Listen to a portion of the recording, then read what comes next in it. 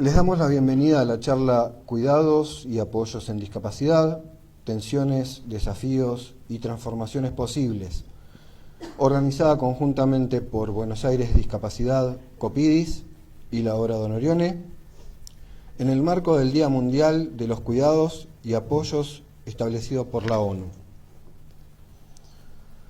Esta jornada nos invita a reflexionar colectivamente sobre la importancia de construir sistemas de cuidado y apoyo más humanos, sostenibles y corresponsables, integrando la mirada del Estado, con la presencia del Gobierno de la Ciudad de Buenos Aires, de las organizaciones representadas hoy por la Obra Donorione y las organizaciones presentes, y sobre todo de las personas con discapacidad, protagonistas y destinatarias de todas nuestras acciones, de las cuales conoceremos sus testimonios en primera persona. Antes de comenzar, queremos destacar el trabajo de quienes hicieron posible este encuentro. Los equipos de Copidis y Donorione, que prepararon todo y recibieron a las y los participantes con tanto cariño.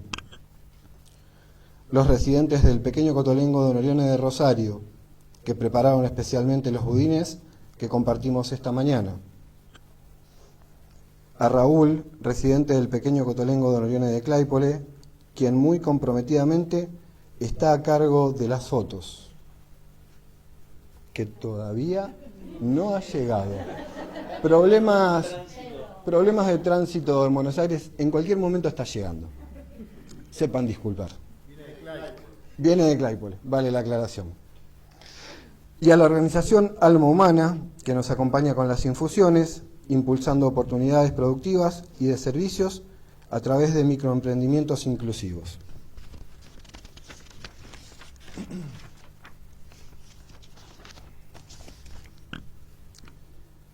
Para dar inicio formal a la jornada, invitamos al padre Aníbal Quevedo, responsable del Secretariado de Cotolengos de Argentina, Paraguay y Uruguay, y director de los Cotolengos de Rosario y General Lagos, provincia de Santa Fe, quien nos brindará un saludo en representación de la Obra Donorione.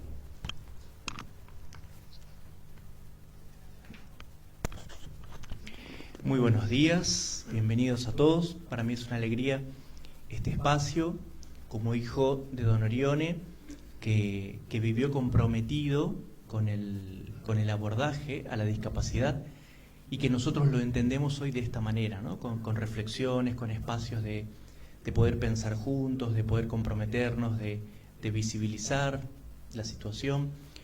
Y bueno, Donorione fue hijo de otro tiempo, vivió de otra manera, y él, entre otras cosas, se entendía en la década del 30, cuando estuvo de visita por Argentina, que quienes vivían en nuestras instituciones, en los cotolengos, eran nuestros patrones, ¿no? Con lo cual no había concepto de planificación centrada, autodeterminación, que va a venir con el tiempo, ¿no?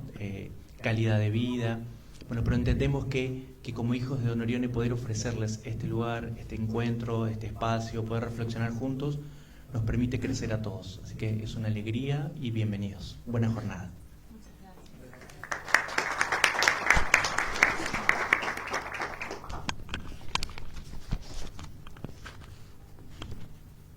Una cosita, algo que dijo el padre Aníbal cuando arrancaba y que creo que tenemos todos en común, utilizó la palabra compromiso. Creo que estamos todos acá por lo mismo. Es para la primera anotación de la jornada, si se quiere. Damos paso ahora al primer espacio de reflexión titulado Tensiones entre cuidados y apoyos en discapacidad, a cargo de Karina Gershberg, directora general de Vida Independiente e Inclusión Económica de Buenos Aires Discapacidad. Para atrás, no me spoilees. Ahí voy yo tengo acá. Ya lo tengo, mirá, lo tengo acá. Ahí está dándole la espalda a la gente. ¿Cómo les va? Buen día. ¿Cómo están? Bueno, en principio muchísimas gracias a Donorione por recibirnos en esta casa. La verdad es que es una de las primeras actividades que hacemos en conjunto en esta nueva etapa y estamos muy contentos de poder empezar a trabajar en conjunto. Hoy es el Día Internacional de los Cuidados y los Apoyos, y lo que nos planteábamos cuando pensamos en esta jornada fue qué nos pasa en discapacidad, algunas personas, cuando hablamos de cuidado, y que esto nos genera a veces como una cierta incomodidad. Y retomando lo que decía el padre, no es lo mismo pensar la discapacidad en los años 30 que pensarlos en el año 2000 o en el año 2025 o en 25 años más. Y recién el padre decía, don Orione decía esto, bueno, nuestros patrones, ¿no? Trabajamos y pienso que a veces, y la idea hoy es pensar en conjunto, a veces nos quedamos con mucha fuerza pensando en algunas palabras sin mirar el fino de las acciones. Por supuesto, quienes trabajamos en las ciencias sociales creemos que las palabras importan, pero importan porque modelan las acciones. Y muchas veces nos quedamos como atrapados en algunas palabras o en algunas discusiones terminológicas sin hacer la discusión sobre las prácticas. Entonces, quizás, por supuesto, las prácticas a lo largo del tiempo van variando, pero rescatemos lo positivo de las acciones que se van haciendo en cada momento. Entonces, la idea es un repaso rápido y en general la idea de poner en tensión por qué nos molesta en discapacidad la idea del cuidado y cómo lo podemos pensar, y además preguntarnos por qué la ONU hoy nos está diciendo cuidados y apoyos en la misma frase y en el mismo día. ¿Pueden estos conceptos convivir? ¿Pueden estos conceptos dialogar? La ONU nos está diciendo que el cuidado es el corazón invisible que sostiene nuestras economías, nuestras familias y nuestras vidas. Y quiero tomar este concepto desde el principio, porque acá es donde a mí me hace ruido que nos enojemos con la idea del cuidado. Si no hubiera cuidado, no habría vida.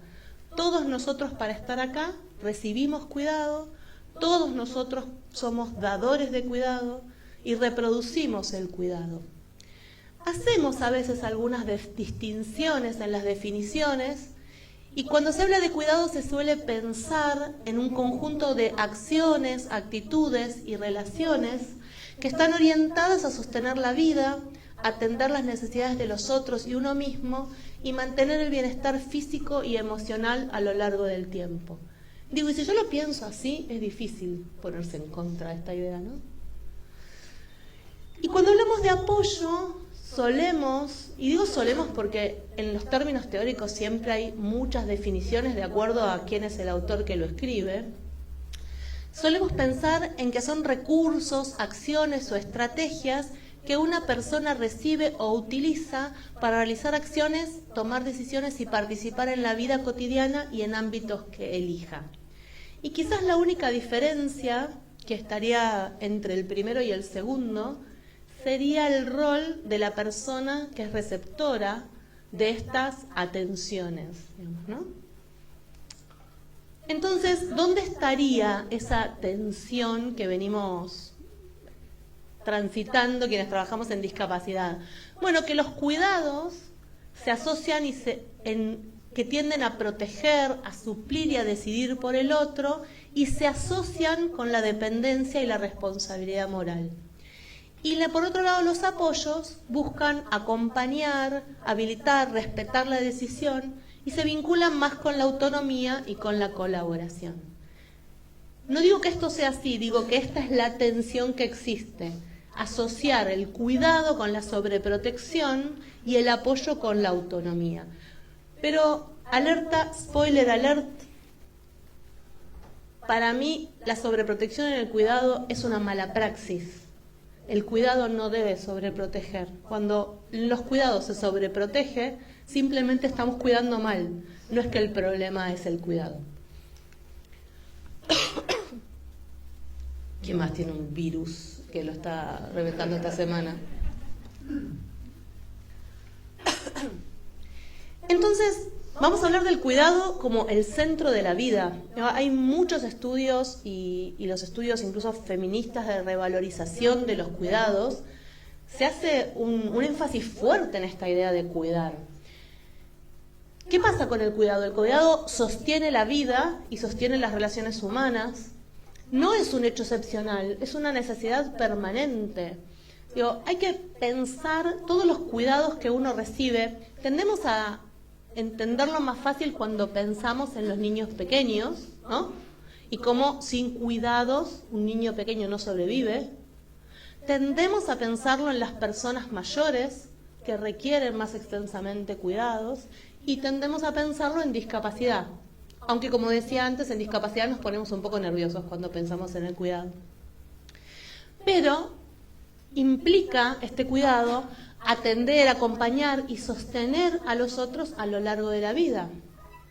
¿Quién hoy a la mañana recibió de alguna otra persona un cuidado? El café y el quiz. Buenísimo. Me trajeron en auto. Te trajo alguien en auto. Espectacular. ¿Y quién proveyó algún cuidado esta mañana? ¿Alguien le hizo un mate a su...? Sí. ¿Preparaste a los nenes para el colegio? ¿Alguien le hizo un mate a su conviviente? ¿Le diste de comer al perro? Absolutamente. ¿Cómo? Volcaste la yerba. ¿Y alguien la limpió o la limpiaste vos? Ah, bueno, entonces te cuidaste solita en ese caso. Ah, o sea, hiciste el mate y le volcaste la yerba. Ah, le limpiaste el mate. Ah, genial. Perfecto. Sin cuidado la vida social y económica se detiene. Y en este punto en unos minutos nos vamos a detener de por qué es tan importante el cuidado. Pero también modela identidades, vínculos y pertenencias.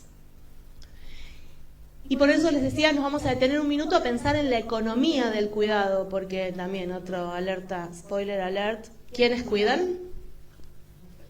Mayoritariamente las mujeres. El cuidado, remunerado o no, es parte esencial del sistema económico. Para que, ¿vieron cuando se decía antes, atrás de un gran hombre y una gran mujer? ¿De qué hablaba eso? Bueno, hablaba de que para una persona pudiera dedicarse intensamente a la vida pública, había alguien detrás implicándose intensamente en la vida familiar. Ese cuidado invisibilizado es donde ahí se desgasta y es donde decimos que deteriora. Las tareas de atención directa o indirecta sostienen la productividad social. Muy bueno, alguien te trajo para que vos pudieras estar en esta actividad, alguien espera a alguien con la comida porque tiene un día más largo de trabajo, alguien se encarga de las compras o se encarga del lavado de la ropa en casa. Hoy por suerte ese alguien puede variar, pero todavía estadísticamente está muy sobrecargado sobre las mujeres. Y por eso también al principio se decía cuidado remunerado o no. El cuidado suele ser una tarea familiar, familiarizada, que muchas veces queda invisibilizado como tarea y por lo tanto no remunerado. Y cuando es remunerado, como es una tarea que se suele considerar menor, mal remunerado. Entonces persisten estos salarios bajos o de poco reconocimiento hacia las personas que proveen cuidado de una manera más profesionalizada. Y cuando decimos profesionalizada, decimos remunerada. Pensar entonces en la economía del cuidado es pensar en cómo sostenemos la vida. Y esto sería, no necesariamente me están pagando por mi trabajo, el trabajo de cuidado que realizo, pero si yo no lo puedo realizar y hubiera que pagarlo a alguien, ¿cuánto saldría? Entonces cuando pensamos la economía del cuidado decimos, bueno, ok, en casa yo me encargo de tales y cuales tareas. Vamos a elegir cualquiera, no sé, de lavar la ropa, de hacer las compras y de hacer la comida. 3 tareas. Supónganse que yo me enfermo y esas tareas no las puede hacer otra persona de la casa por su carga de trabajo afuera. ¿Qué sucede? O quita horas de descanso o hay que pagar a alguien que haga esas tareas. Bueno, entonces ahí es donde podemos ver el valor económico que produce la tarea del cuidado. Y decimos además que es una práctica social y relacional, es decir, cuidar es una práctica que combina tiempo, energía y afecto. Es una relación entre personas, incluso cuando es remunerada, implica afectos. Eso es afecto, no es cariño. Se entiende la diferencia, ¿no? Afecto es una relación entre personas. Ojalá implique cariño en cualquiera de las relaciones de cuidado, porque estamos hablando de personas, pero está involucrado lo afectivo. Se involucran decisiones, jerarquías, expectativas. A menudo se vive como un deber moral, más que como una elección. Esto lo vemos a veces con familias que están muy sobrecargadas por el cuidado. Y quizás, más allá de la presentación, esta es una de las cuestiones que a mí más me interesan. Cuando nosotros decimos, desde las que hablamos de discapacidad y venimos trabajando en discapacidad hace muchos años, cuando tensionamos el cuidado y cuando decimos, bueno, los cuidados no son buenos, lo importante son los apoyos, nos perdemos una parte muy importante, que son todas estas familias que están proveyendo estos cuidados y estos cuidados prolongados a lo largo de la vida. Digo, nosotros tenemos cuidado basado en instituciones como las que provee Donorione, pero en Argentina es minoritario. La mayor parte de las personas viven en sus hogares. Y en esos hogares reciben los apoyos de su grupo familiar. Y muchas veces esto es vivido como un deber. Bueno, por supuesto uno no va a abandonar a la persona pero en ese deber hay un gran dolor también ahí oculto. Lo miro a Juan, con quien hemos acompañado un montón de familias a lo largo de los años, que a veces hay que empezar a poder habilitar que la gente diga, yo hubiera preferido no elegir esto. Me acuerdo de una madre a quien, cuando charlábamos sobre las condiciones y las situaciones y cómo vivían la maternidad de personas adultas con grandes necesidades de apoyo, decía, una de las cosas que más me enoja es que alguien se acerca y me diga, Dios te lo mandó a vos porque vos podés con esto, ¿no? Y ella decía, pero me hubiera mandado $1.000.000 porque también podía con eso, ¿no? Y por supuesto que puedo con eso, dice, porque eso es mi hijo y lo amo, pero a veces no. Y que alguien pueda decir, a veces no lo amo y a veces no puedo, es fundamental, porque si no lo que vemos son familias reventadas por esta carga del cuidado. ¿Y qué pasa con el envejecimiento? ¿Qué pasa con estas mujeres, estas familias que a lo largo de los años vienen sosteniendo una carga alta del cuidado y además atravesando su propio proceso de envejecimiento? ¿Qué pasa con la calidad de vida de todo ese grupo familiar? ¿Y qué pasó entonces con el tema de los apoyos? Hasta acá, cuidado. ¿Alguna discusión, pregunta? ¿No? Ok, perfecto. En discapacidad surge la noción de apoyo como una evolución del cuidado tradicional. Recién el padre nos decía, no era lo mismo en los años 30, y todos percibimos que a lo largo de los años ha ido cambiando la forma en la que pensamos la discapacidad, la forma en la que pensamos los cuidados, los apoyos, y fuimos buscando categorías teóricas como para tratar de entender la cosa y como para tratar de ordenarnos en las prácticas.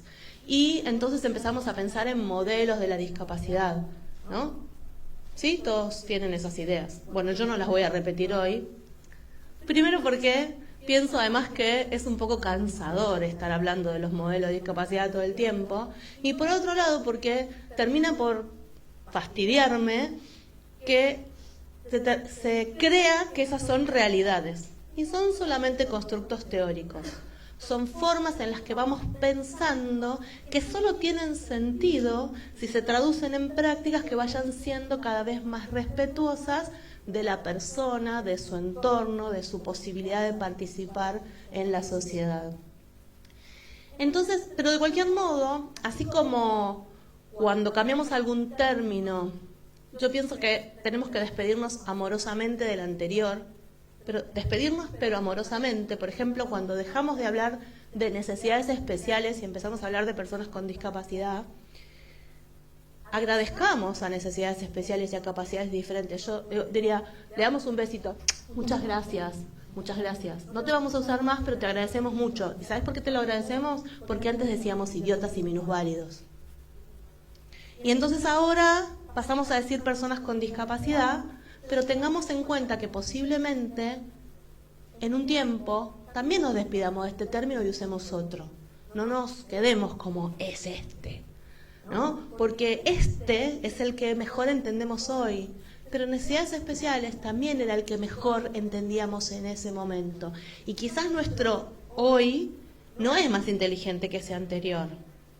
Y quizás va a ser mucho más inteligente el mañana. Entonces, vamos a ponerlo medio entre comillas.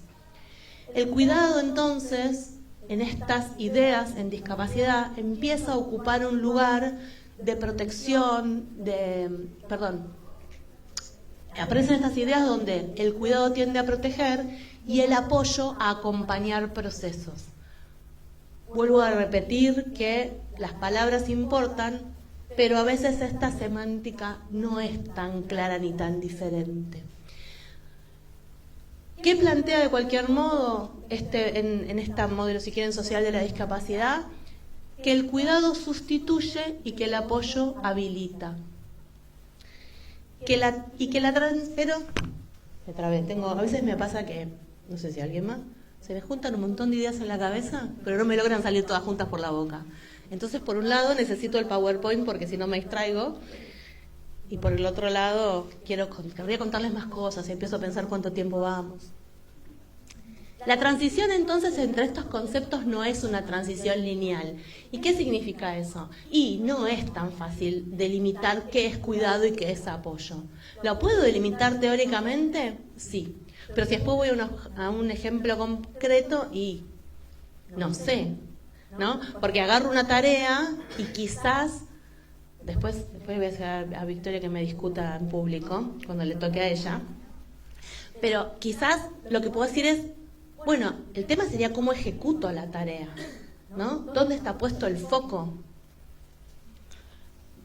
La tensión, entonces, es entre hacer por y hacer con. Esa sería la tensión que marcamos en discapacidad cuando nos molesta el término cuidado. Si es hacer por o hacer con. Pero a mí se me ocurren un montón de ejemplos. Y si todos tienen contacto con personas con discapacidad, sí. Así que a ustedes también se les van a ocurrir un montón de ejemplos de personas por las que hay que hacer, que tengo que hacer por. Y bueno, ahí también podemos ponernos finos y decir, bueno, hay que ver cómo haces por.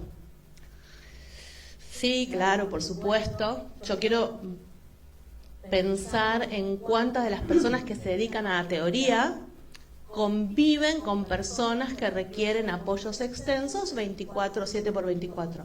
Yo tuve la experiencia, lo hice durante 5 años, conviví con un grupo de personas. Y ahí les diría que, sí, claro, uno dice, bueno, con la mayor autonomía, elegís tu ropa, elegís cómo te lo pones, te vestís con tu tiempo, yo solo te brindo los apoyos. Y después cuando sentís el horario que tenés que salir corriendo, le metiste la remera encima y ahí vamos todos para acá ¿no? Digo, porque también esa es la realidad. Y hay una diferencia enorme entre ser un profesional que elige trabajar de eso y que si no quiere un día no lo hace más, como hice yo, que un día no quise hacer más eso y me fui a otro trabajo, a una familia que no puede cambiar de trabajo fácilmente, renuncia y se va. ¿Cómo estoy? ¿Cuánto me queda? Estoy bien. ¿Se me trabó esto? Haceme un clic ahí a ver si avanza. ¿Avanzó? Ah, perfecto, perfecto. Ahí estamos. Bueno, entonces, ¿cuáles son estas tensiones cotidianas que estábamos diciendo recién? Cuidar implica decidir y decidir por el otro genera conflicto. Los límites entre proteger y controlar son muy finos. Y acá sí, acá hay un tema y suele haber un tema con las familias.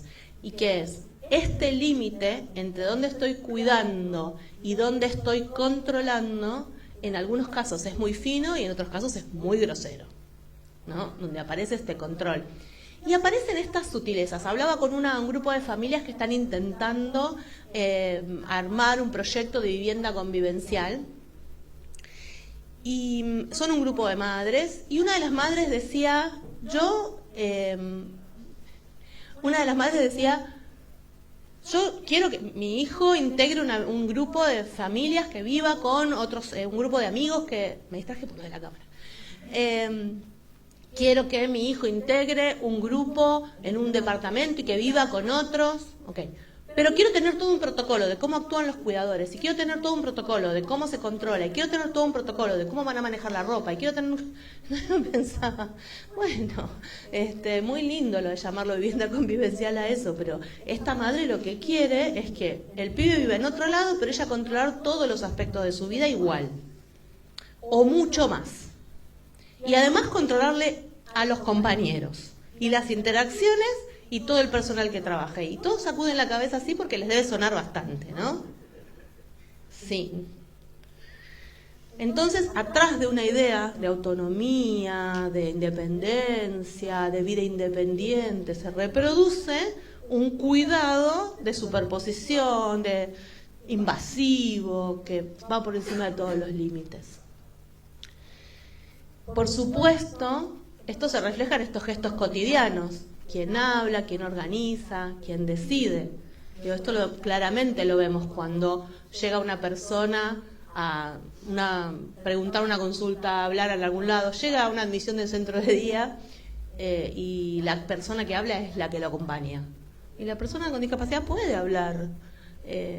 No, pero yo te cuento. No, espera, déjame que hable con la persona que está viniendo a elegir este lugar. No, yo se lo estoy eligiendo. Bueno, eso no sería una buena práctica. Por supuesto, sostener sin invadir es un equilibrio constante y muy difícil.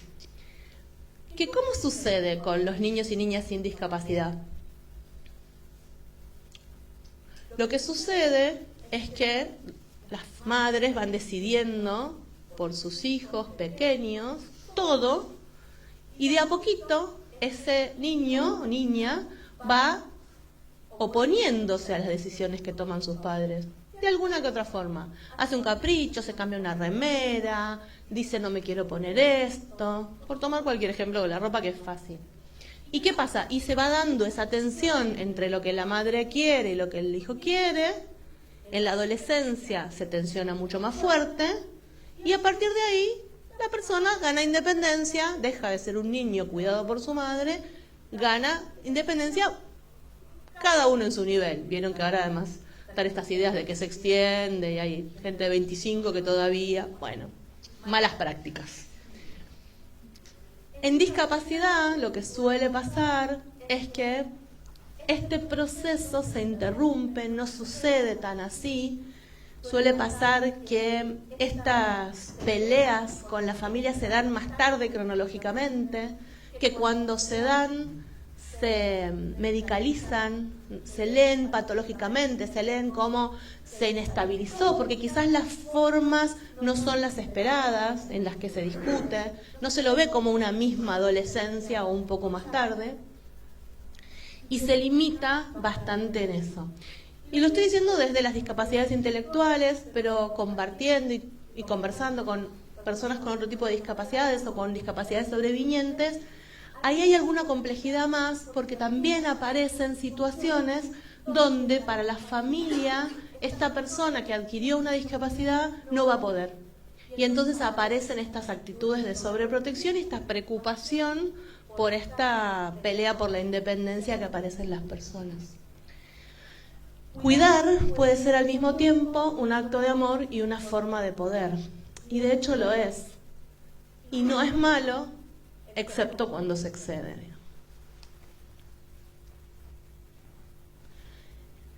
La demanda de cuidado y apoyo crece además en todo el mundo. Tenemos cada vez más discapacidad, tenemos cada vez más población envejecida.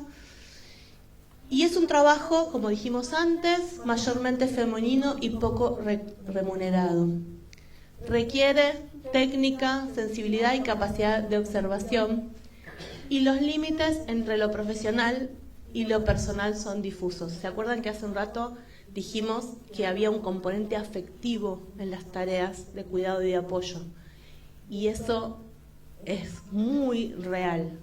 Siempre es una relación entre personas y siempre va a aparecer lo personal involucrado ahí, y en esos límites son difusos y con una capa de complejidad. Usualmente las personas que son las que están encargadas de tareas de cuidado, si quieren en este caso pensando en cuidados remunerados, suelen ser personas de baja calificación profesional, quienes dedican a tareas de cuidado, con mal remunerado y con pocos espacios de supervisión.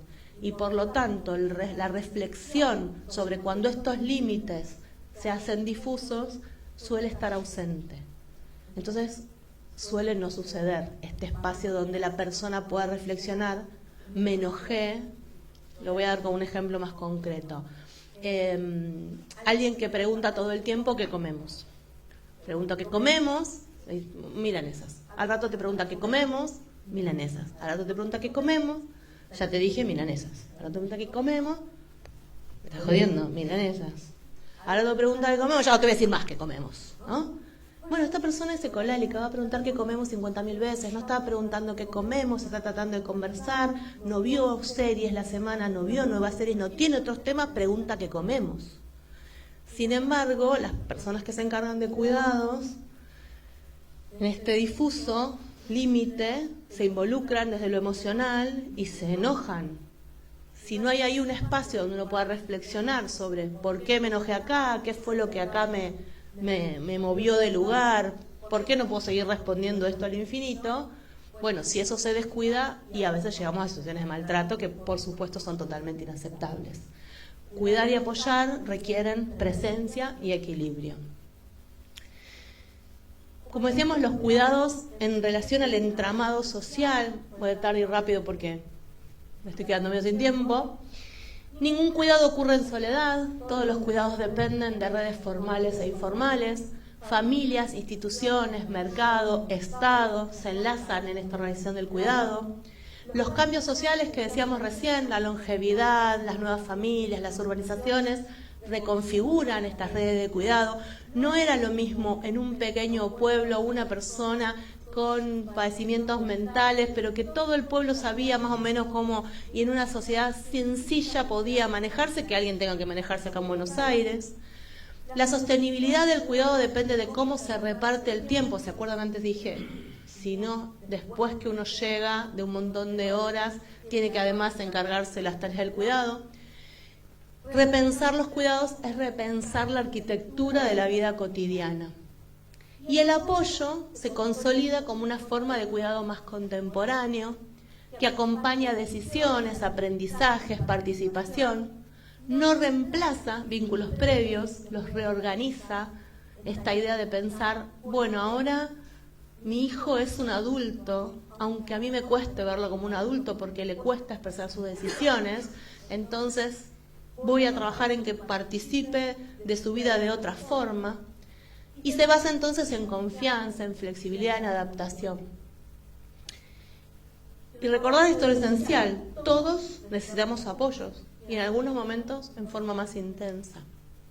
Entonces, en vez de hablar de tensión, a mí me gustaría hablar de equilibrio. Un equilibrio entre donde cuidar y apoyar no se oponen, se complementan, donde el exceso de cuidado puede asfixiar, pero la falta de cuidado desampara, donde los apoyos son prácticas que revelan cómo entendemos la dependencia y la autonomía. Y, como les decía al principio, el cuidado que sobreprotege es un cuidado mal realizado, es una mala práctica del cuidado. Muchas gracias.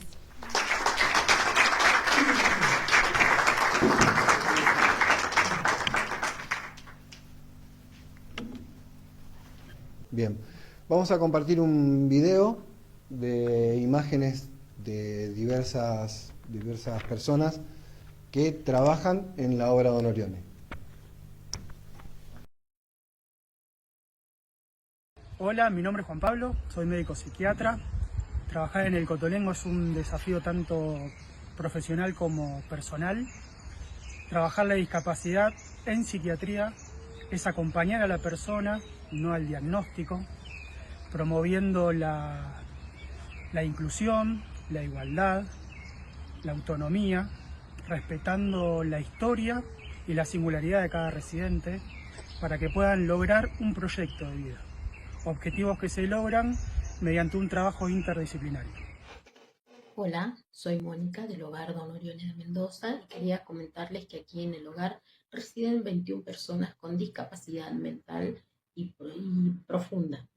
Estas 21 personas para el Hogar Don Orione son muy, muy valiosas y lo que nosotros queremos brindarles es la mejor calidad de vida que se pueda dentro de sus posibilidades.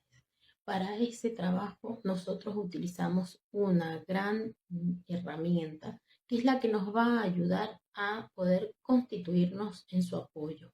Y esa herramienta es vincularnos con ellos, ¿sí?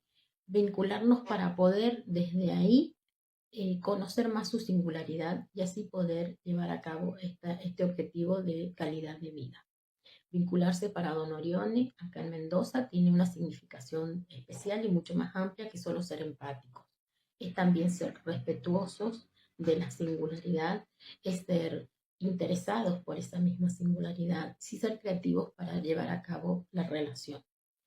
Esto nos permite mantener y colocarnos en un lugar de apoyo genuino. Entonces, eso es muy importante para el trabajo que después vamos realizando. Acá, en el Cotelengo de Rosario, el esquema de trabajo del centro de día tiene sus bases en brindar actividades, talleres y espacios en función de los intereses y deseos del residente, donde el equipo de orientación genera sus abordajes a través de la singularidad de cada uno de ellos. El taller que me pregunta a nosotros a mí es el taller de planificación, donde ahora enfrente nuevo que tú quién va a comprar el producto, quién va a distribuirlo y quién va a elaborar el producto. Es así, este taller de planificación lo desarrollan una vez a la semana, donde elaboran budines, tortas, pan dulces y mermeladas según las diferentes frutas de estación. En el mismo ellos se distribuyen, como contaba Jero, los roles, de armar la lista de ingredientes, los pasos de la actividad y la distribución de roles de cada paso. Mi nombre es Fabiana, soy nutricionista del Cotolengo. Bueno, con el equipo de cocina tuvimos un gran desafío. Pasamos de realizar una atención con un menú ya establecido a una atención que, sin descuidar los requerimientos nutricionales, empezó a escuchar y enfocarse en los gustos y las preferencias de nuestros residentes. Por ejemplo, ellos hoy eligen qué van a consumir para el día de su cumpleaños, el menú para los días festivos, y esto lo logramos a través de asambleas que realizamos en conjunto con nuestra psicóloga. También, en conjunto con Fonoaudiología, trabajamos con los residentes que requieren consumir procesados para que ellos puedan comer el mismo menú que el resto de los residentes y que tengan esa posibilidad y no pierdan la experiencia de los sabores. Bien, vamos al segundo bloque. La siguiente presentación estará a cargo de Victoria Velotti, coordinadora del Programa de Apoyo para la Vida Independiente, quien compartirá los principales lineamientos del programa. Luego, escucharemos a Bárbara, usuaria del programa, y más tarde testimonios de asistentes personales y personas usuarias que nos ayudarán a poner en valor la importancia del apoyo en la vida cotidiana.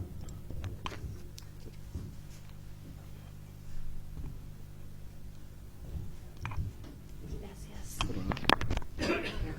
Ah, sí, gracias. Acá viene y tenés un pasar, ¿verdad?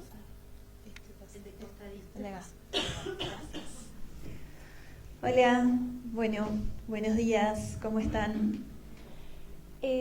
Bueno, como les comentaba recién, lo que vamos a hacer ahora es contarles un poco sobre el programa de apoyo para la vida independiente que tenemos en la Subsecretaría de Discapacidad del Gobierno de la Ciudad, que es un programa que se crea hace aproximadamente 10 años, en realidad va a tener 10 años el año que viene. Y que nos parece importante poder comentarles para que, digamos, podamos, por un lado, dar un ejemplo en concreto de una política pública en la que se promueve el acceso a estos apoyos como el apoyo del asistente personal, y por el otro lado para que podamos seguir reflexionando en torno a estas tensiones que comentaba Yakari y que tiene mucho que ver, digamos, con nuestra actualidad en relación al colectivo de las personas con discapacidad y todavía mucho de lo que tenemos que lograr, ¿no? En ese sentido, estoy un poco... Sí, ahí está, perdón. Yo tengo baja visión, perdón, estaba tratando de chequear que estuviéramos bien en la diapo. Bueno, primero que nada les comento, este es un programa que quizás no sea tan conocido, pero como les decía ya tiene aproximadamente 10 años, que busca hacer efectiva la figura de la asistencia personal. Esta es una figura que todo el mundo conoce. ¿Sí? Genial. Bien, así no nos detenemos tanto, pero es una figura que, como saben, se consolida en el artículo 19 de la Convención sobre los Derechos de las Personas con Discapacidad, que tiene jerarquía constitucional en nuestro país, y que es el primer programa a nivel nacional que brinda esta figura y sobre todo que permite acceder a esta figura no desde el ámbito de la salud, sino desde el ámbito específico de los derechos. En ese sentido, lo que busca el programa es, a través de asignar recursos, como es en este caso en el formato de un subsidio, brindarle la posibilidad a las personas con discapacidad de acceder a este rol de apoyo que, si bien hoy afortunadamente la mayoría lo conoce, no es un rol todavía muy conocido en nuestro país. Y que de hecho es bastante difícil de acceder, si bien tenemos prestaciones en la ley 24.901 que refieren a personas de apoyo. Todavía es muy difícil acceder a la figura de la asistencia personal, y entonces esta es una forma alternativa que lo que le va a permitir a la persona justamente es contar con esa figura de apoyo remunerada, que es una de las discusiones que ya estaba mencionando Cari antes, en relación a bueno, qué sucede cuando requerimos este apoyo para realizar determinadas actividades de la vida diaria y qué pasa si no logramos obtenerlo, ¿no?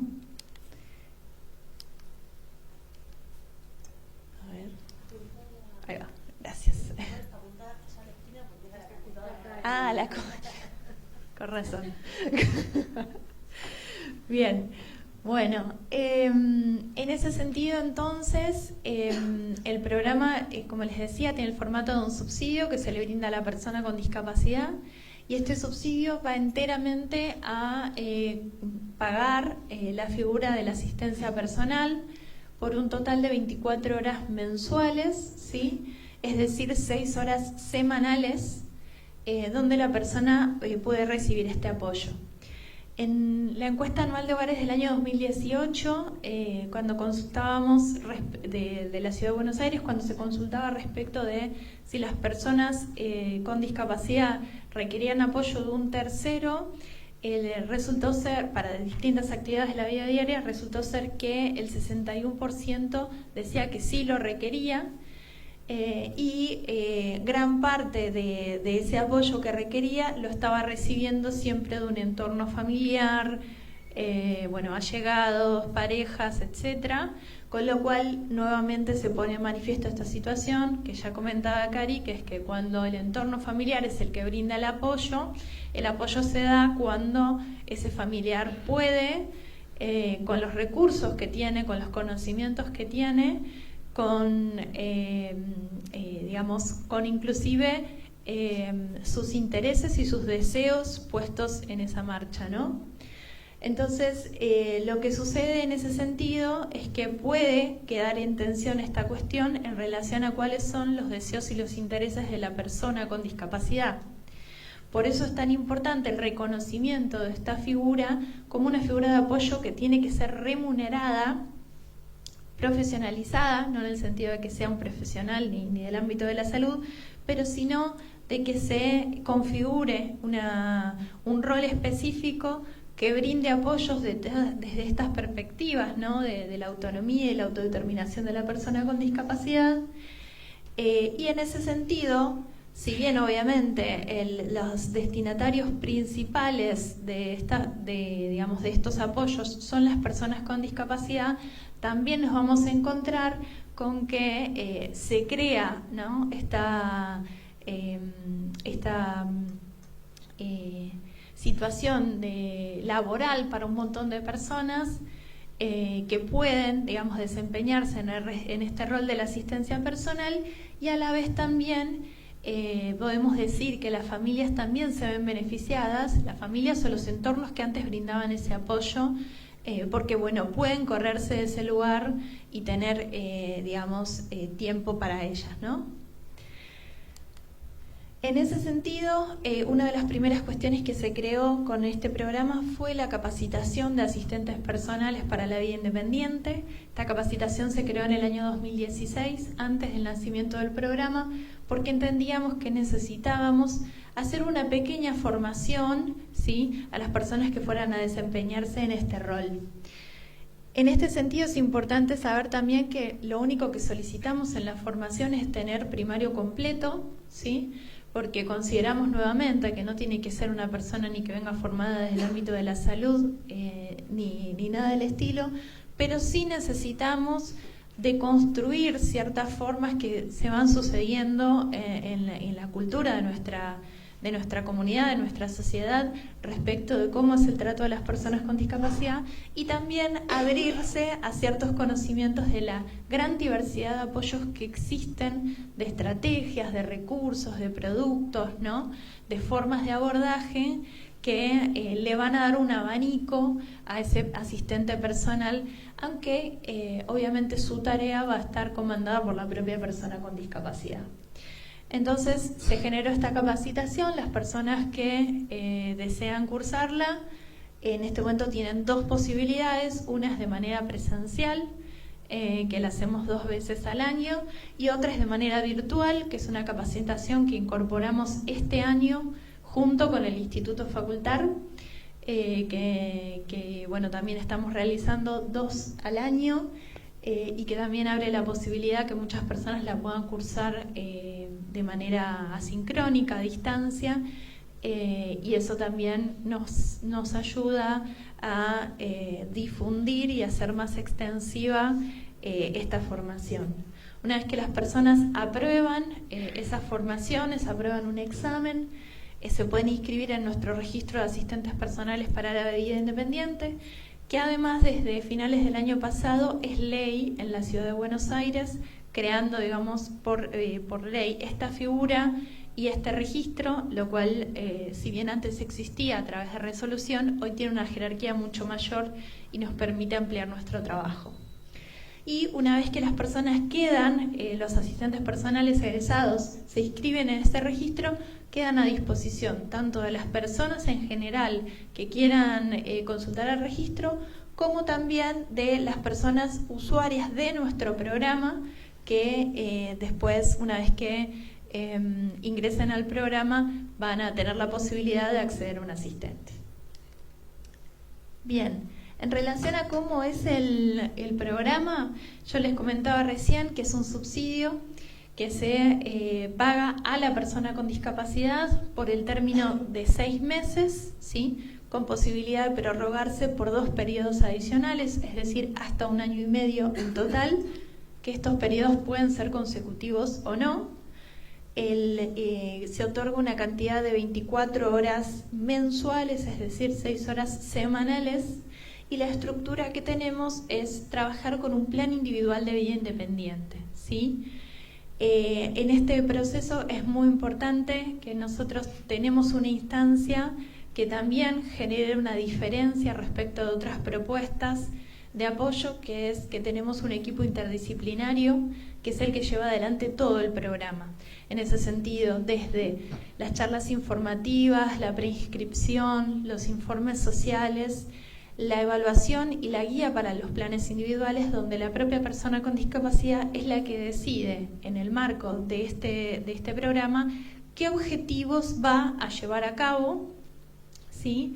Y también este equipo interdisciplinario es el que va a poder guiar en algún sentido y acompañar todo el proceso con su asistente personal, y hacer las supervisiones, ¿sí? Donde van a poder también abrir un abanico de herramientas que se va a poder poner en marcha. Entonces, como decía, en este periodo se van a poner objetivos que se van a querer llevar adelante, ¿sí? que son, les digo los más frecuentes, pero obviamente cada persona elige los que considera, pero tienen que ver a veces con aprender a manejar dinero o el apoyo en sí mismo para manejar dinero, a moverse en transporte público, orientarse en la vía pública, gestionar turnos médicos, a realizar salidas recreativas, ¿sí? A organizar el tiempo libre, a buscar empleo. También tenemos algunas personas que que todavía tienen el apoyo para maternar, ¿sí? Según obviamente los objetivos que cada uno elija y con los tiempos que este programa puede brindar ese apoyo.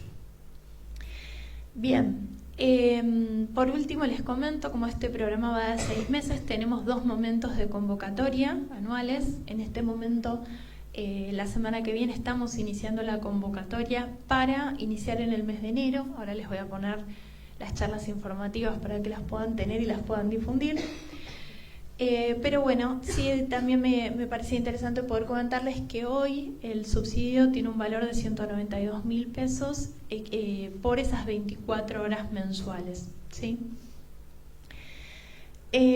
Por último también, antes de continuar, siempre me gusta hacer esta mención, que por ahí, perdón las chicas si me escuchan decirlo todas las veces, pero me parece muy importante, que es que este es el único programa que tiene este equipo interdisciplinario, ¿sí? Que hoy nos están acompañando 2 de las chicas, son Aldana y Josefina, que son trabajadoras sociales, psicólogas y terapista ocupacional, y que tienen una experiencia muy particular, que es la de poder no solamente formar a los asistentes, sino guiarlos en estos casi 10 años de brindar apoyo, y esa es una experiencia que no sé si, digamos que no tenemos la posibilidad por lo menos de verla en otros programas o en otras políticas públicas, tanto del Estado Nacional o de otras provincias, así que me parece que es un conocimiento muy valioso y que todavía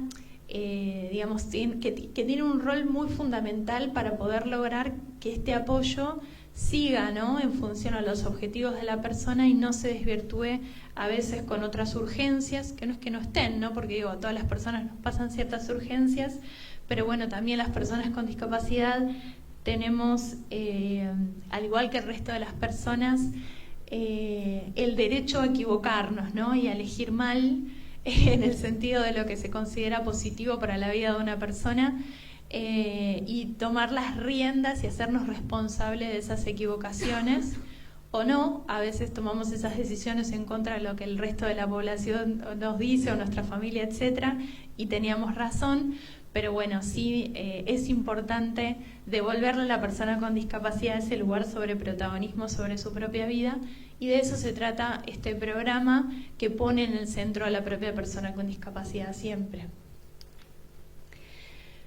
Bueno, simplemente para ser usuarios de nuestro programa se requiere tener entre 18 y 60 años de edad, residir en la ciudad de Buenos Aires y tener certificado de discapacidad vigente, ¿sí?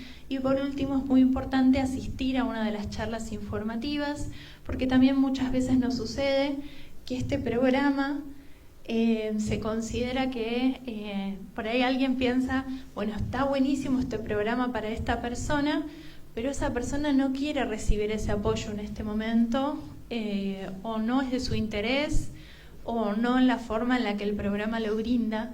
Entonces es importante que la propia persona con discapacidad escuche la oferta del programa, decida si le es interesante y pueda manifestar esa voluntad de participar en el marco de estas charlas informativas.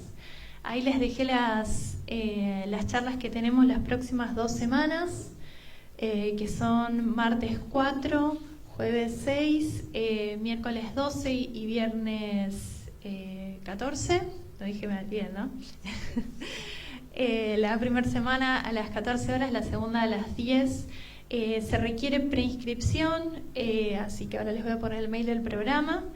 Pero bueno, les invitamos a que puedan difundir esta iniciativa, que nos parece que tiene que seguir creciendo y ser también modelo para otras jurisdicciones, para que podamos lograr en términos también de todo el país tener acceso a esta figura, que es una figura muy importante para las personas con discapacidad. Bueno, muchísimas gracias.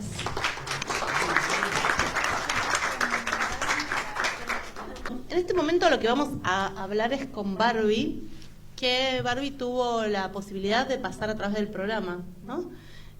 Bueno, primero muchas gracias por venir hoy.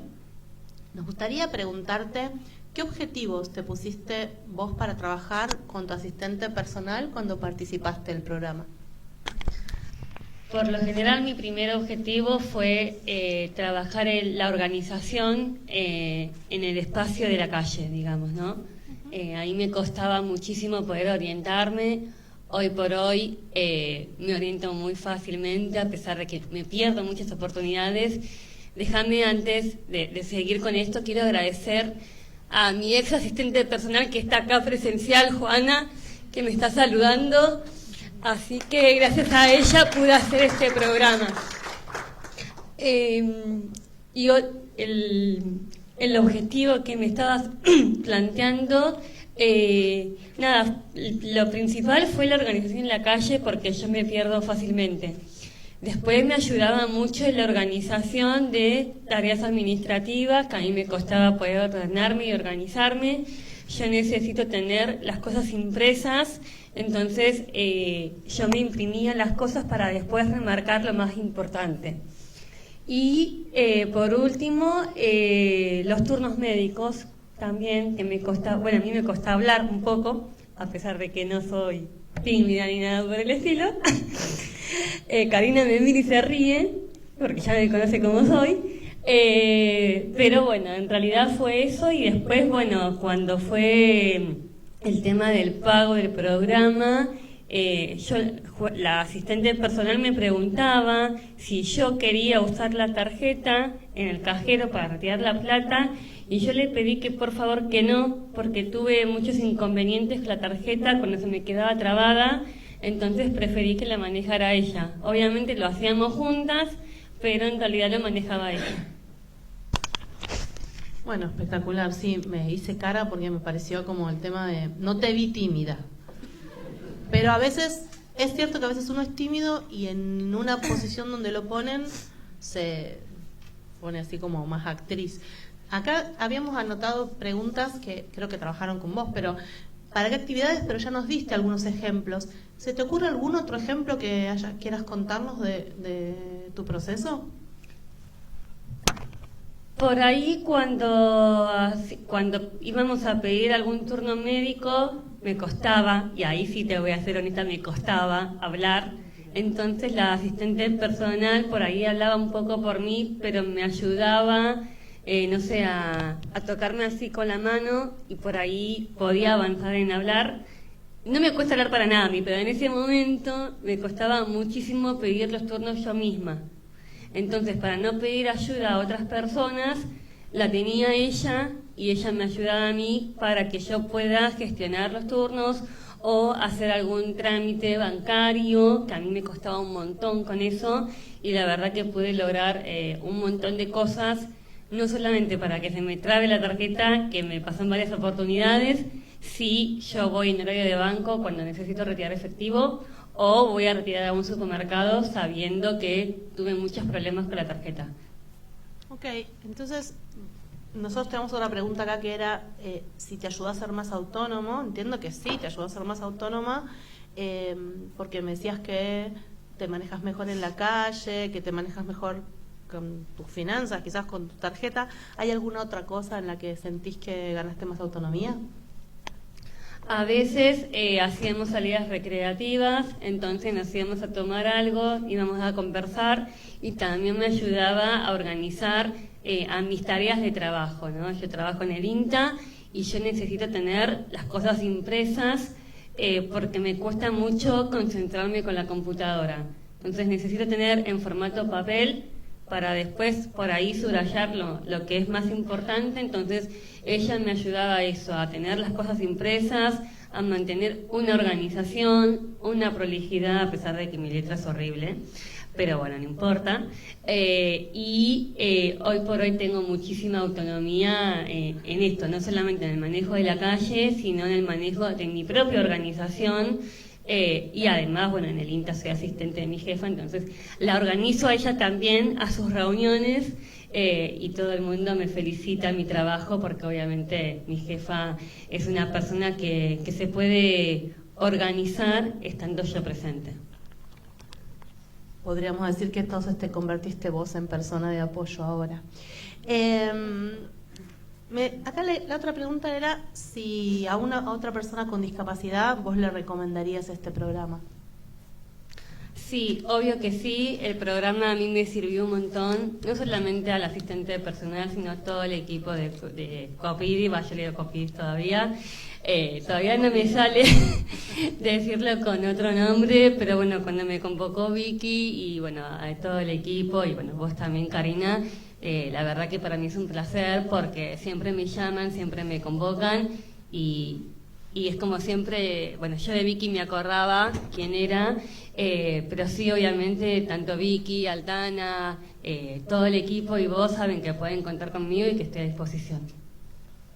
Muchísimas gracias. ¿Hay algo más que quieras decir, ya que tenés ahora el espacio? Simplemente agradecerte a vos. No, a mí no, a toda la organización, a las chicas.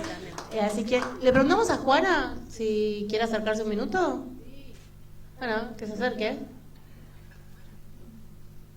No está, esto es fuera del programa, como de Lutier.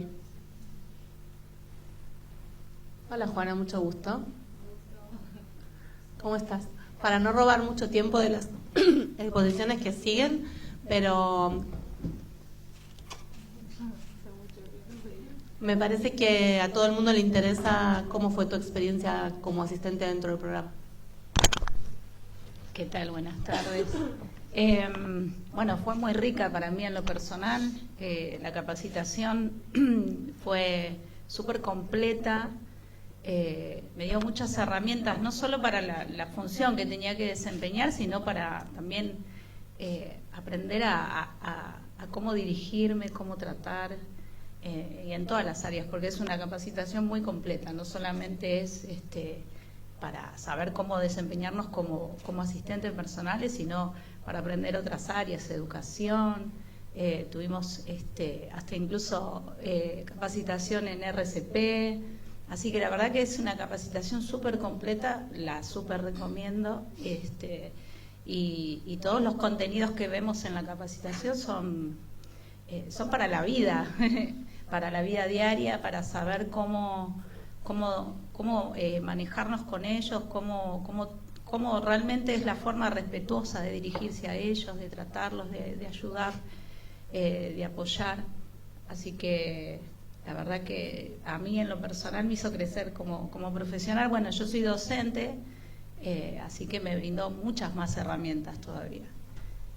Bueno, gracias. No, hay algo que quiero decir de Barbie, que ella no lo dijo, pero ella ha crecido un montón y una de las cosas que me enorgullece es ver, ella no sabía viajar y hoy viaja, se va de vacaciones, anda por todos lados y a mí me enorgullece porque incluso también tenía otros objetivos como ser comunicadora, le gusta esto de capacitar, enseñar, formar y la veo en las redes, la veo viajando por todos lados y eso la verdad que para mí es un orgullo, así que te felicito, Barbie. Buenísimo, bueno, muchísimas gracias. Bueno, muchísimas gracias.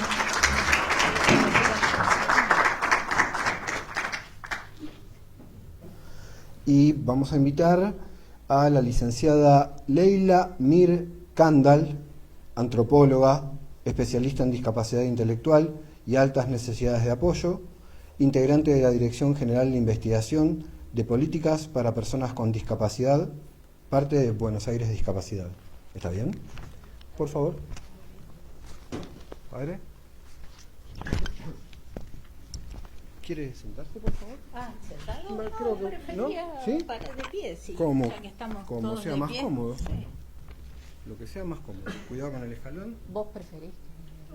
Porque tenés el mate. Bueno, lo hacemos. Se mueve con el mate. ¿Sí? Vamos a ver. Permítame el micrófono. Sí. Si no se va.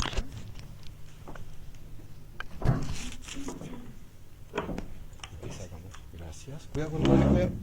Tu pie. Ahí estamos. Perfecto. Licenciada. Gracias. ¿Empieza usted, padre? ¿No? ¿Empiezo yo? Bueno, mil gracias por, no sé si se escucha bien, mil gracias por la invitación. Realmente es un placer poder de alguna manera presentarles algo que es de muy reciente confección. De alguna manera lo que vamos a hacer es presentarles un programa que se inicia, si Dios quiere, más allá del estado del arte y los estudios que hemos hecho, y acá habla la antropóloga académica, pero ya vamos a ver cómo vamos a hablar de las prácticas también. Es un proceso que va a iniciar la Dirección de Investigación y que comienza justamente el próximo lunes a partir de 2 becas de las cuales me voy a explayar en su momento. Voy a usar entonces.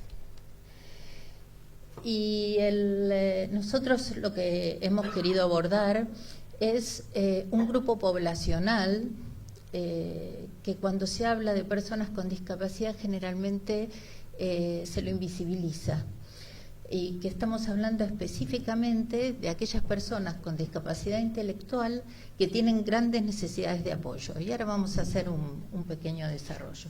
Cuando nos comprometimos, a partir de haber leído algunas investigaciones y algunas presentaciones respecto a este grupo poblacional, nos preguntábamos para la ciudad de Buenos Aires de quiénes hablamos, ¿no? Pues se habla realmente, no sé si para algunos será la primera vez que lo escuchan, para otros a lo mejor, pero muy poquito.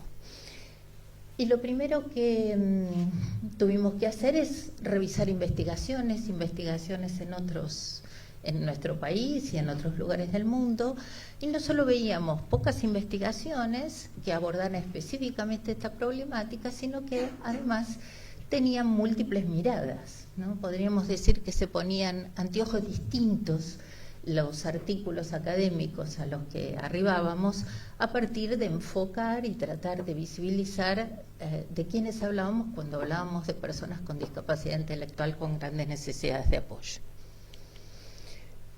Y acá me va a permitir, voy a hacer una pequeña historia, porque va a ser necesario que nos posicionemos por esto de lo que les decía, ¿no? Distintos anteojos que tienen los marcos teóricos y las prácticas en consecuencia a partir de los distintos modelos que fueron apareciendo a lo largo de la historia, ¿no?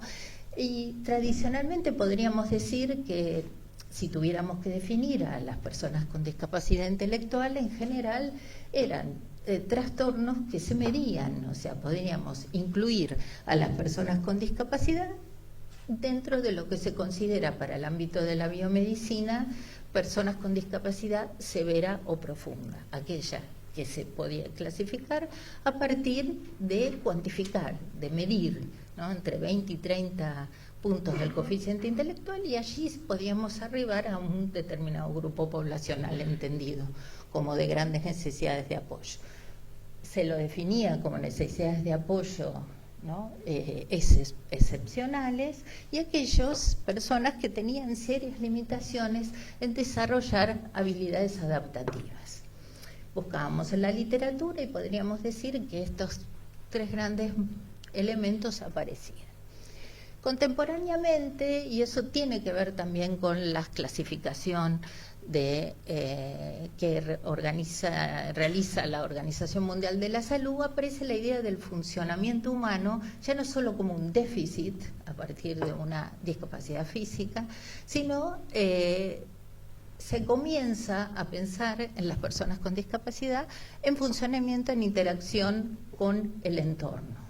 Acá avanzamos un poquito más y ya no estamos hablando solo del déficit, sino estamos hablando de la interacción con el entorno.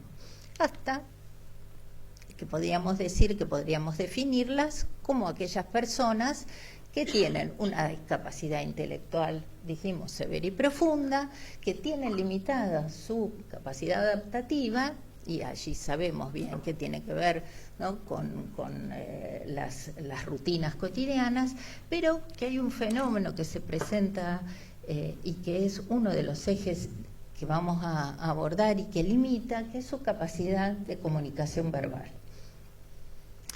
Pero sí sabemos a la vez, si bien hay dificultades en la comunicación verbal, sabemos que a través de distintas señales con miembros de su entorno, gestos, caricias o interpretación de los propios convivientes, esta comunicación es posible. Entonces, son personas que requieren un entorno que les conozca, ¿no?, que les pueda interpretar y que les permita desarrollar un entorno estructurado. A su vez, se complejizaba y se complejiza un poquito más porque no suelen aparecer solo una discapacidad intelectual, sino aparecen discapacidades asociadas o distintos problemas médicos del campo de lo neurológico o del sensorial. Esto como mira y fuertemente el enfoque y el anteojo, podríamos decir, de la biomedicina. Pero aparece el cambio de paradigma, si bien dijimos que vamos a ir mirando las fronteras difusas que hay entre los términos. Coincido con Karina, ya vamos a ver cómo la vamos a interpelar a la convención de alguna manera. Aparece la convención y aparece el enfoque centrado en los apoyos, ¿no?, como un concepto clave de recursos y servicios. Allí no voy a leer la definición, pero apunta a pensar a las personas con discapacidad como personas con derechos, y el enfoque está pensado fundamentalmente para el desarrollo de la autonomía, la accesibilidad y la vida independiente. Ahora, ¿qué ocurre cuando esos apoyos están, o sea, se requieren a lo largo de toda la vida o en un periodo extensísimo de su vida? No hablamos de los apoyos, pero lo decimos muy brevemente, que no estamos pensando exclusivamente en adaptaciones del entorno, ¿no?, físico, tecnológico, sino estamos hablando también, como bien creo que escenificaron Juana y tu nombre, recuérdame. Bárbara, estamos hablando del apoyo emocional, del apoyo cognitivo y del apoyo físico. No solo es acompañar en la vida diaria en los aspectos del vestirse y del higienizarse, sino fundamentalmente también acompañar en los apoyos emocionales. Entonces, dicho esto, distintos anteojos con los que miramos el tema de la discapacidad intelectual con altas necesidades de apoyo, se suma una complejidad mayor, que es que cuando miramos las literaturas empezamos a encontrar denominaciones diversas respecto a este colectivo. Y ahí verán que les he puesto personas con discapacidad múltiples y profundas, necesidades complejas, discapacidad intelectual severa y profunda, grandes necesidades de apoyo, altas necesidades de apoyo, necesidades persistentes de apoyo, o de tipo extenso y generalizado, que es la manera en que define la literatura más española a este colectivo. La pregunta que seguramente ustedes están haciendo es: ¿por qué la Dirección General de Investigación, a la cual pertenezco, decidió abordar y estudiar a este colectivo? Y fundamentalmente porque entendemos que es uno de los colectivos más excluidos del campo, aún del campo de la discapacidad. Excluidos no solo por por las denominaciones, ¿no?, de la accesibilidad, de la vida independiente, etcétera, etcétera, sino excluidos en relación con quienes tienen también discapacidad intelectual, pero leve y moderada, excluidos también seguramente del disfrute de servicios o nuevos servicios que pudieran aparecer por la gran cantidad de profesionales que por ahí requieren el acompañamiento de estas personas con discapacidad. Está claro que no reciben, y generalmente es una deuda importante, que no se acompañe con los servicios adecuados o en su totalidad, para que pudiéramos ir respondiendo al gran tema de la Convención de Derechos para Personas con Discapacidad, que es que puedan vivir con cierta autonomía en sus propios entornos comunitarios. Y la mayor cuestión, y que aparece en lo que venimos investigando, es que generalmente son personas que quedan segregadas en entornos cerrados, ¿no?, ya sea en sus casas o en hogares. Entonces, y acá un poco es la manera de interpelar que esta mirada va a tener con respecto a la Convención, dado que la mayoría de los programas y los trabajos, ya hay mucho por hacer, y eso está claro, que Argentina o la Ciudad de Buenos Aires tiene mucho camino por andar en relación a esta temática, pero este grupo poblacional de alguna manera queda excluido o limitado en su abordaje, dado que el énfasis está puesto en la Convención, en la autonomía, la vida independiente, la accesibilidad. Entonces, el punto más clave que tenemos por delante, y el desafío mayor que como dirección vamos a tener, es tratar de definir de quién hablamos cuando hablamos de personas con discapacidad intelectual con grandes necesidades de apoyo. Un elemento que se suma, que ya lo mencioné, pero que es importante volver a recalcar, es la dificultad en lo comunicacional y la elevada complejidad que suele haber en general con otras patologías. Y lo entendimos como dirección general como una obligación. Pertenecemos al Estado, y una obligación de saber cuáles son las necesidades singulares, qué necesidades tienen específicamente aquellos que forman parte de este colectivo, que requiere, como vamos viendo, de un entorno sumamente estructurado y con un apoyo muy individualizado, con personas que deben conocer y entender en general a través de gestos, caricias, otras maneras de comunicar cuáles son sus necesidades. También tenemos como país una deuda importante. Ya el Comité de Derechos para Personas con Discapacidad en el año 23 le hace una recomendación a la Argentina de volver y de tratar de desarrollar evidencia científica que posibilite dar cuenta de las personas con discapacidad en relación a la población total, que pueda haber instrumentos validados científicamente que puedan ir definiendo la diversidad que conlleva hablar de personas con discapacidad. Y que muchos de los programas y desarrollos que se llevan adelante en general se hacen con materiales informales, estudios sesgados o muy parciales, con lo cual es casi imposible referirlo a la población en su totalidad. Entonces, nuestro objetivo, claramente, a partir de lo que ya les vengo diciendo, lo pueden desarrollar ustedes solos, es profundizar en este conocimiento a partir de una evidencia científica en esta población en lo particular, para intentar arribar a cuáles son las necesidades especiales de este colectivo que impacten y que puedan impactar en las políticas públicas. no formamos parte de una ONG, no estamos en otros contextos, sino estamos formando parte del Estado y entendemos que tenemos que hacer investigaciones científicamente validadas para que puedan impactar sobre las políticas públicas, específicamente en nuestro caso en la ciudad de Buenos Aires, para que realmente podamos decir que respondemos a la convención, ¿no? Que realmente estamos pensando en las personas con discapacidad y sus derechos.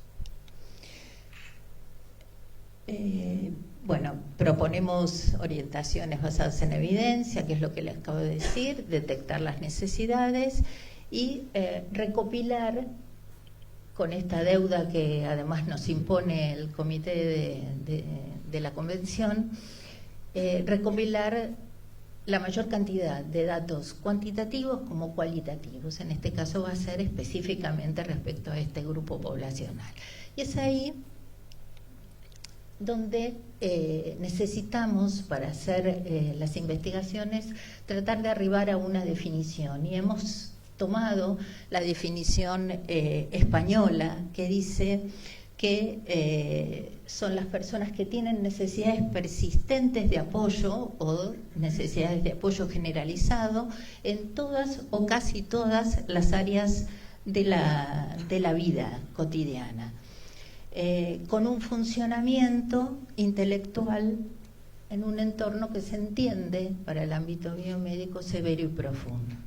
Aquellos donde sus conductas suelen estar desajustadas y sumamos los trastornos que ya hablamos, neurológicos o sensoriales, a todo este contexto.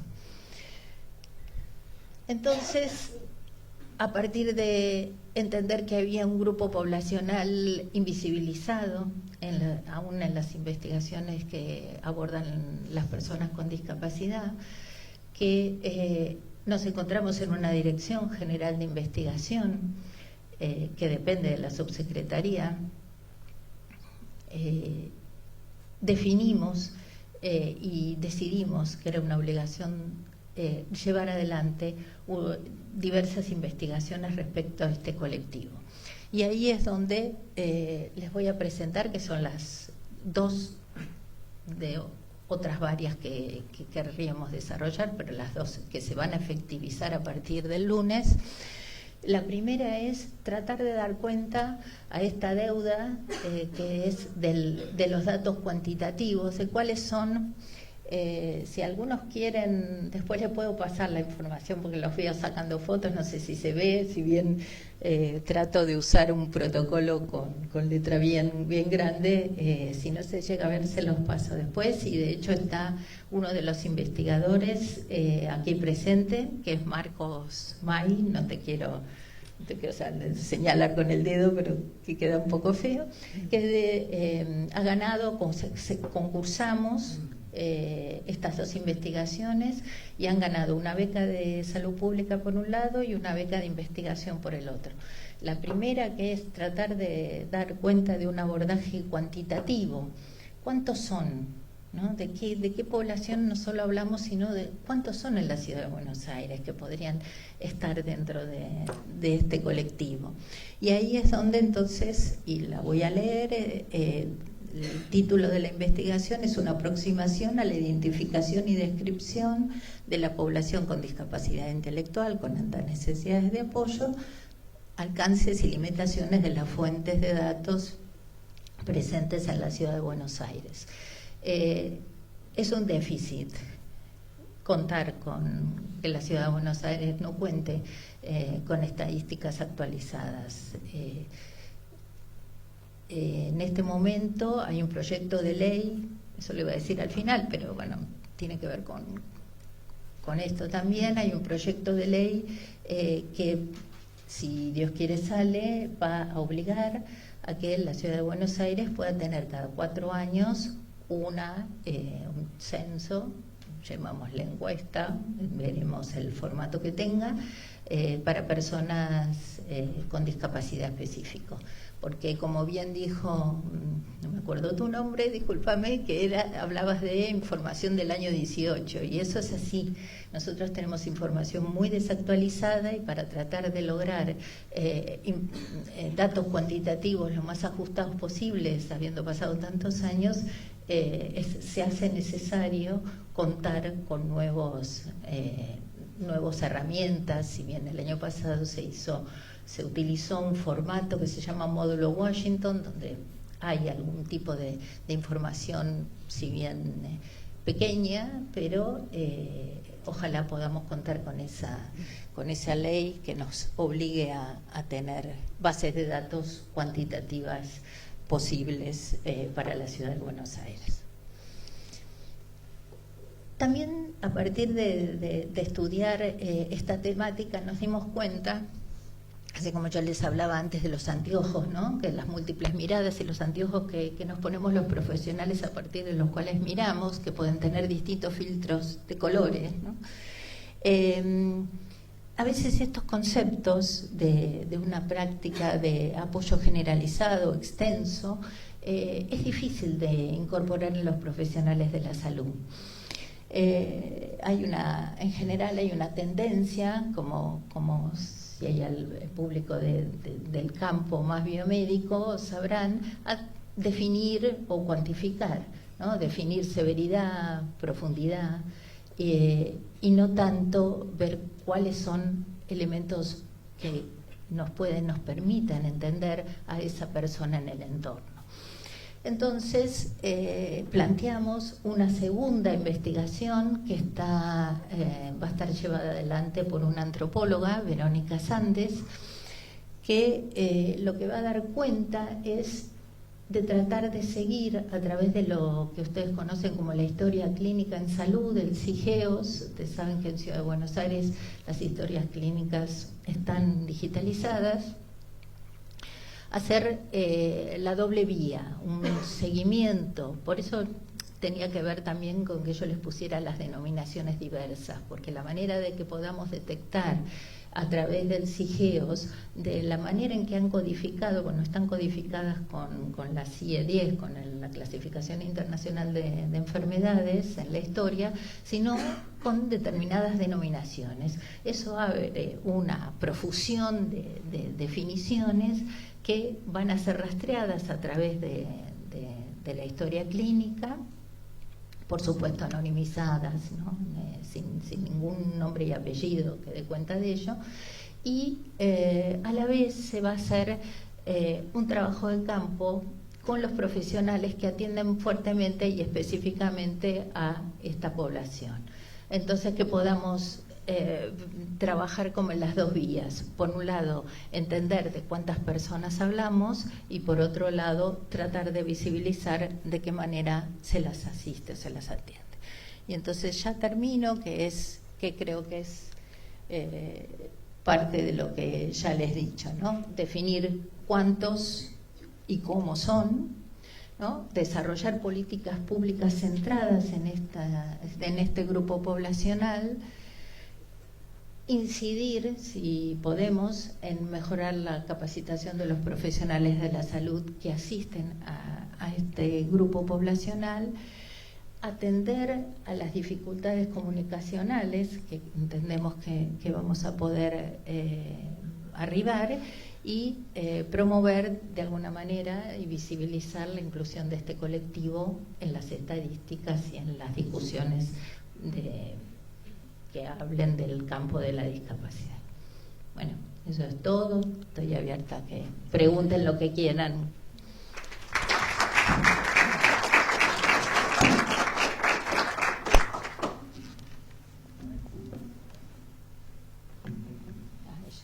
No sé, hay una mano, no sé usted. Sí. Yo soy mamá de una persona de estas características y celebro con mucha alegría escucharla y este programa, porque no saben lo dramático que es. Está todo contado desde un lugar muy claro y muy intelectual y todo, pero es una situación de una población que está excluida de la exclusión dentro de la discapacidad.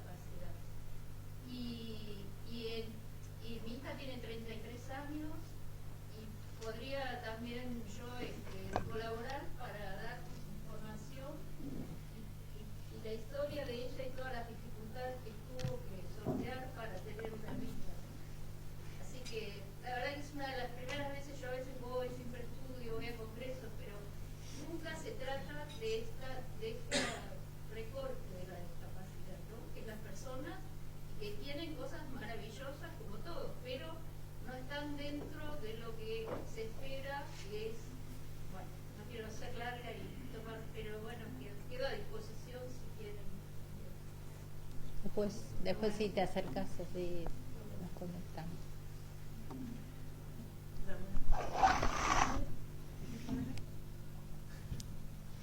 Bueno, simplemente compartirles que celebro este espacio de reflexión que se generó en esta mañana de la obra Don Orione, y contarles, para los que no nos conocen, que en Argentina tenemos 11 instituciones que son hogares permanentes para personas con discapacidad.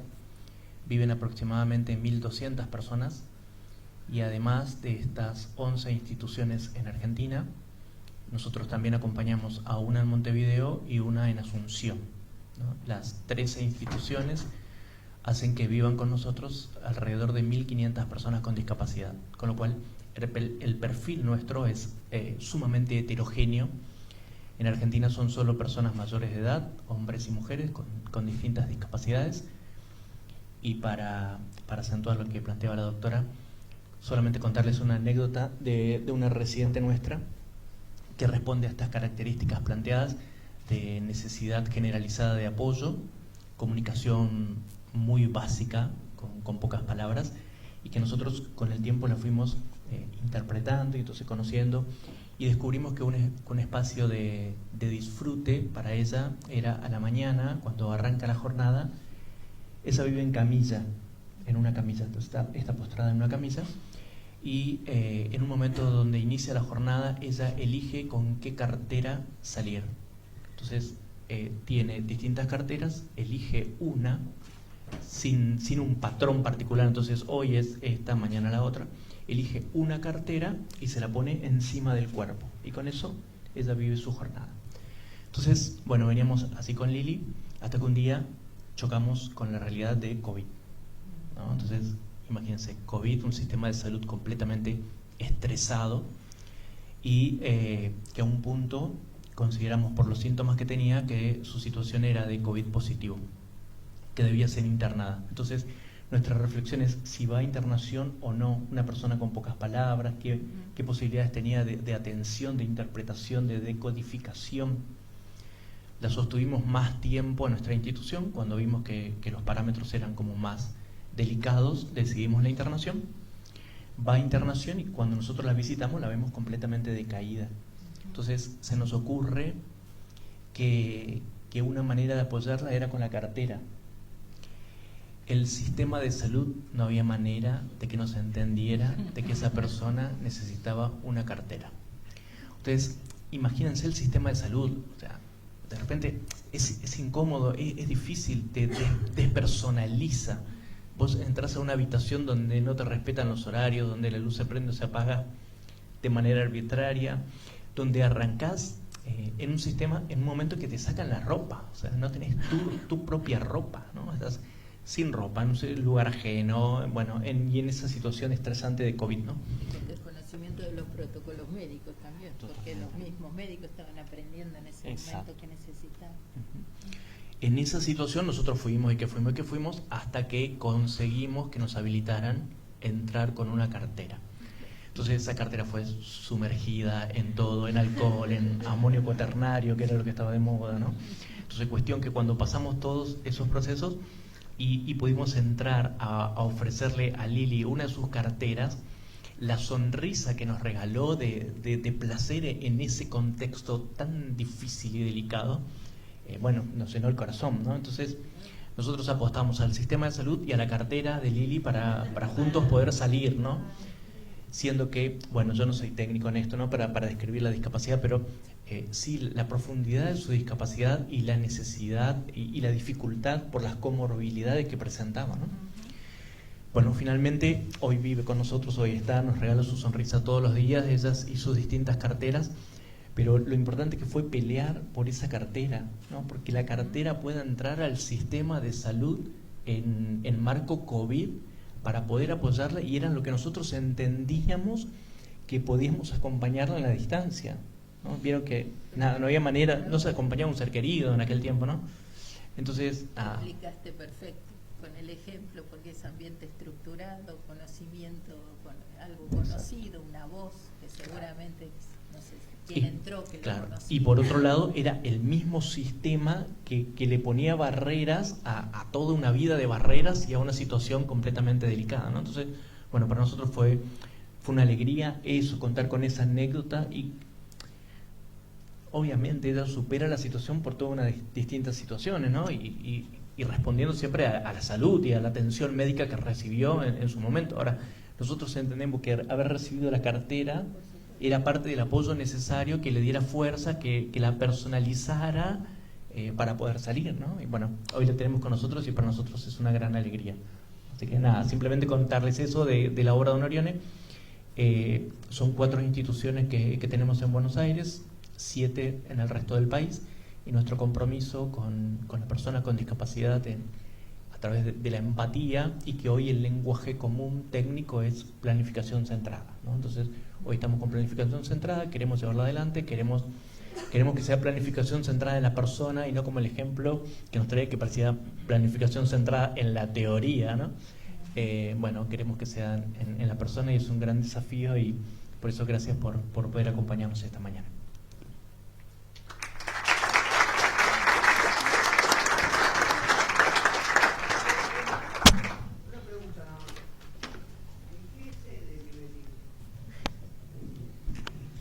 En lo que sería mi casa actual, que es General Lagos, es el Cotolengo que queda 20 kilómetros antes de la ciudad de Rosario.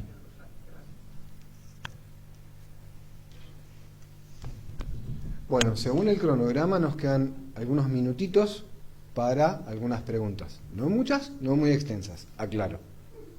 ¿Preguntas? Por favor, si hablas.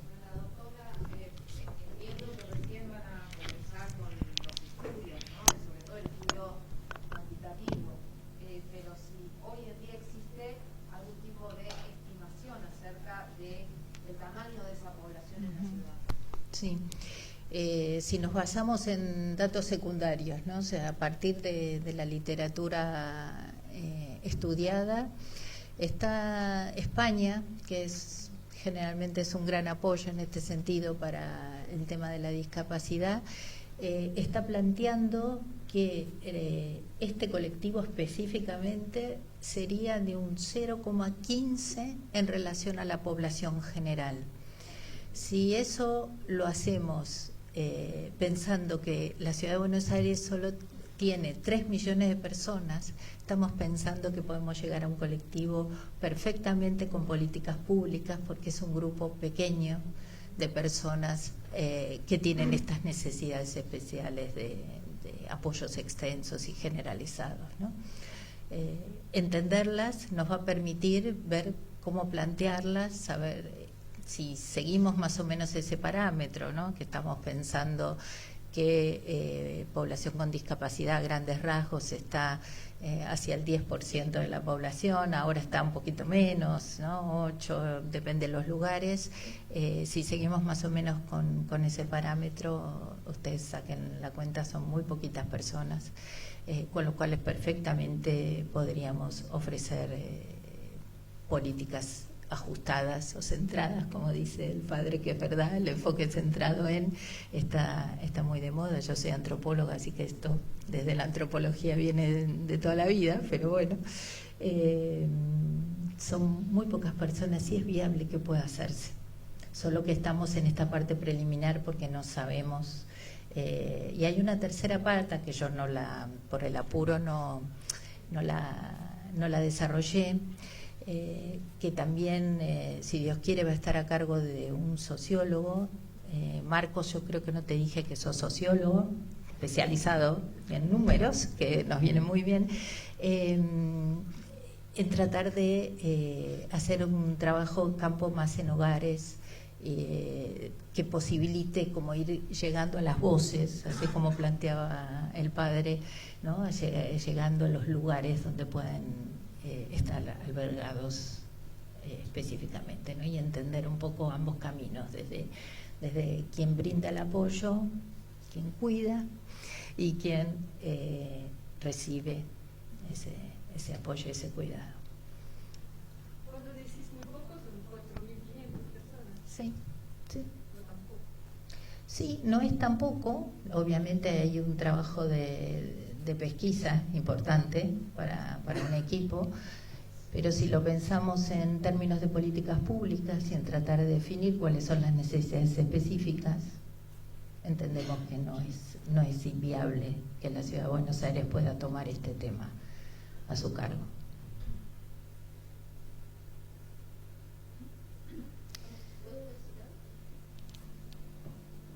Aparte son personas que están en riesgo porque como no están en los espacios adecuados, están muchas veces sobremedicadas o no tienen dónde estar y las obras sociales no cubren las prestaciones de acompañante terapéutico o extensivas.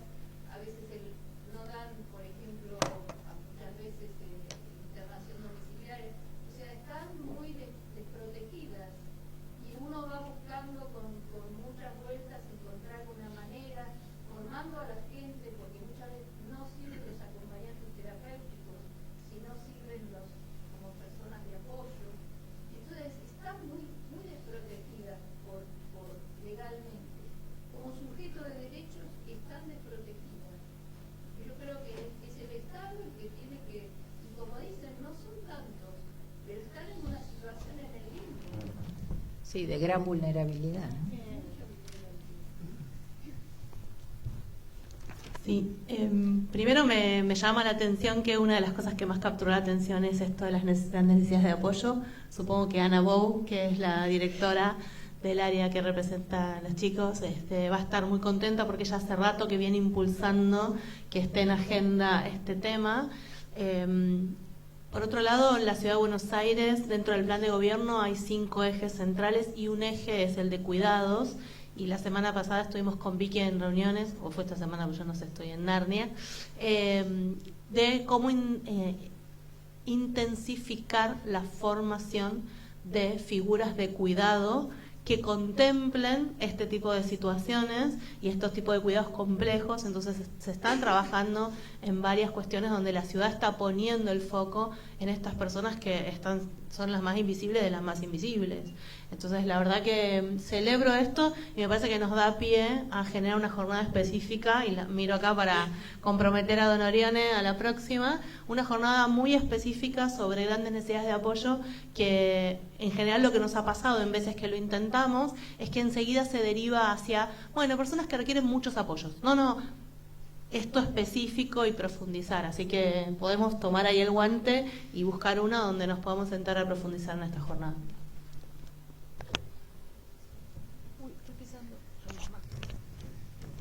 Sí, seguramente Ana estaría muy contenta, no pudo estar hoy aquí, es una pena, pero cuando vos la invitaste a que participáramos, no dudó en que esta temática pudiera estar presente.